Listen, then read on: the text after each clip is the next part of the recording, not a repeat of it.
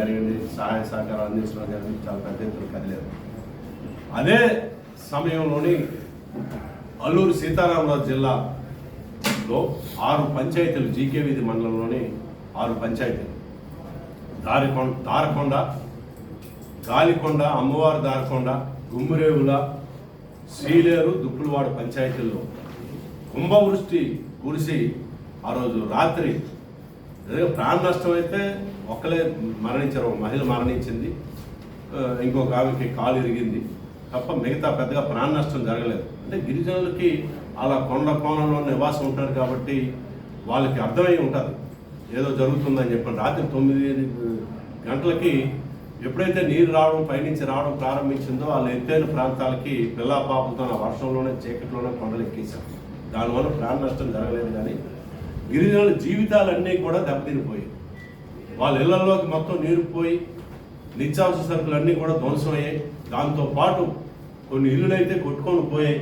ఒక ఇల్లు నిలబడి ఉన్నటువంటి మహిళ పేరు పడాల మంజుల. వాళ్ళు అక్కడ నిలబడి ఉన్న చోట వాళ్ళ ఇల్లు ఉండేది. ఆ ఇంట్లోనే నిద్రిస్తున్నారు. రాత్రి ఎందుకో వాళ్ళ ఆయన కాదు కరెంట్ అది పోయింది, ఏమవుతుందో మనం కొంచెం పక్కన డాబా మీదకి వెళ్దామని చెప్పని, అంటే డాబా ఇంట్లోకి వెళ్దామని ఆ ఇంట్లోకి వెళ్ళారు. ఆ ఇంట్లో కూడా నీరు వస్తుంటే మెట్లు ఎక్కి పైకి వెళ్ళిపోయారు. ఆ ఇంటి లెవెల్ వరకు, స్లాబ్ లెవెల్ దాకా అక్కడ గడ్డ పారింది. గడ్డల యొక్క గమనాలే మారిపోయాయి. మొత్తం రహదారులన్నీ పూర్తిగా ధ్వంసమయ్యాయి. ఎప్పటికీ కూడా లోపల గ్రామాలకు వెళ్ళగలిగేటటువంటి పరిస్థితి లేదు. ఆ గడ్డల్లో నుంచి దిగి ఒకరి చేయి ఒకరు పట్టుకొని దాటాల్సినటువంటి పరిస్థితి ఉంది. కొన్ని వందల ఎకరాల భూమి కనిపించకుండా పోయింది. దాదాపు 40-50 అడుగుల ఎత్తున్నటువంటి వృక్షాలు కూడా కోకిటి వేలతో లెగిసిపోయి ఎక్కడెక్కడో భూముల్లోని అవి ఎక్కడెక్కడికో వచ్చేసాయి. అంత తీవ్రమైనటువంటి నష్టం జరిగింది. కాబట్టి ఇప్పుడు దాకా ప్రభుత్వ యంత్రాంగం కానీ ఆ జిల్లా యంత్రాంగం కానీ స్పందన తగినటువంటి స్థాయిలో లేదు. ఈరోజు దారకొండ కేంద్రంగా అటు పంచాయతీరాజు, ఇంజనీరింగు, అలాగే రెవెన్యూ అధికారులు అక్కడ ఉంటూ ఆ పరిసరాల్లో ఉన్న 6 పంచాయతీల్లో జరిగినటువంటి నష్టాన్ని అంచనా వేయాలి. నష్టాన్ని మామూలుగా కళ్ళతో చూసి అంచనా వేయడం అన్నది సాధ్యం కాదు. జీపీఎస్ సర్వే, డ్రోన్లతోని జీపీఎస్ సర్వే చేస్తే తప్ప అది ఆ నష్టాన్ని అంచనా వేయగలిగినటువంటి పరిస్థితి లేదు. ఈరోజు అది డిమాండ్ చేస్తే పెద్దగా స్పందన లేదు. గిరిజనుల మీద విశ్వాసం లేక వీళ్ళు ఇంకా మేము సాగు చేయట్లేదంటే గంజాయి గతంలో చేశాం కానీ ఇప్పుడు చేయట్లేదని చెప్పానన్నా పోలీసులు, ఎక్సైజ్ డిపార్ట్మెంట్, రెవెన్యూ యంత్రాంగం అంతా కూడా డ్రోన్లతోని సర్వే చేశారు. దానికైతే డ్రోన్లు వస్తాయి. ఈ రోజుని వాళ్ళకి జరిగిన నష్టాన్ని అంచనా వేయడానికి డ్రోన్లతో జీపీఎస్ సర్వే చేయడానికి ఎందుకు వెనకాడుతున్నారు మీరు అని చెప్పని మేము ప్రశ్నిస్తున్నాం. గిరిజనులనంటే అంత చులకన భావంతో ఈ ప్రభుత్వ యంత్రాంగం వ్యవహరిస్తుందని చెప్పని మాకు అనిపిస్తూ ఉంది.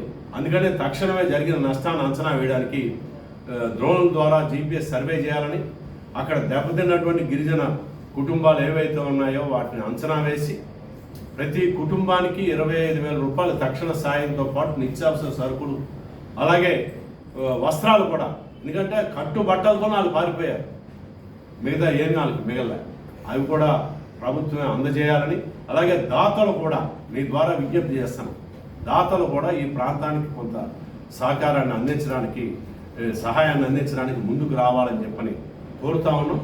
అలాగే ఏదైతే భూమి కనిపించకుండా పోయిందో ఆ భూమిని కనిపించకుండా అంటే మొత్తం మేట వేసేసింది. రాళ్ళు, రప్పలు, వృక్షాలతోని ఆ సాగు భూములన్నీ కూడా మేట వేసేసాయి. అందుకని వాటిని అన్ని తొలగించి తిరిగి ఆ భూమి సాగుకి అనుకూలంగా ఉంటుందో లేదో పరిశీలన చేయాలి. లేని పక్షంలో అక్కడ గిరిజన కుటుంబాలు గతంలో ఎంతైతే భూమిని సాగు చేసుకున్నారో అంత భూమిని ప్రత్యామ్నాయంగా వాళ్ళకి రెవెన్యూ భూమిని అందజేయడానికి కృషి చేయడం కాదు, అందజేయాలి. అది ప్రభుత్వ యంత్రాంగం యొక్క బాధ్యత, ప్రభుత్వం యొక్క బాధ్యత.